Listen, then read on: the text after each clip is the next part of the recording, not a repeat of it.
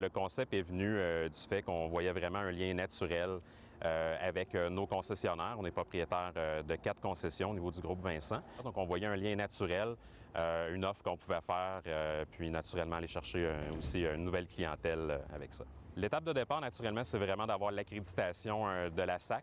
C'est quand même un gros processus. Naturellement, il y a des enquêtes qui sont faites. C'est pas n'importe qui peut ouvrir une école de conduite. Naturellement, il y a des critères précis à respecter. Donc, c'est de remplir tous les critères. Naturellement, faire préparer aussi le véhicule avec les équipements requis là, pour l'instructeur. Puis ensuite de ça, naturellement, les locaux et puis l'achat aussi pour les cyclomoteurs, avoir notre flotte de véhicules là, qui soit disponible là, pour donner les premiers cours. On veut aller dans l'éco-conduite, d'être responsable, à essayer de moins polluer. Fait que l'école, on vise vraiment là-dessus.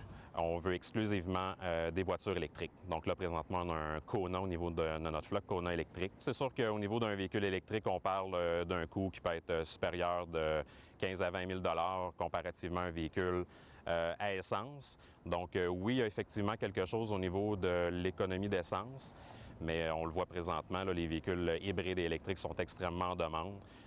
Les consommateurs, c'est ce qu'ils recherchent. Donc, on pensait aussi que c'était un beau lien aussi à faire là, avec la jeune clientèle qui est beaucoup plus éveillée à ça. Là, présentement, il y a 2 écoles ici dans la région qui sont quand même bien établies, mais on est bien confiant de pouvoir bien se positionner là, dans le marché.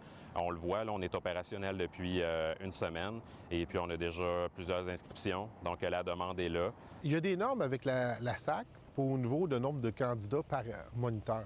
Puis, quand on va arriver proche de cette norme-là, c'est là qu'on va changer, rajouter un véhicule, rajouter un instructeur, un moniteur en pratique. Le fait qu'on reçoit des CV, c'est bénéfique, là.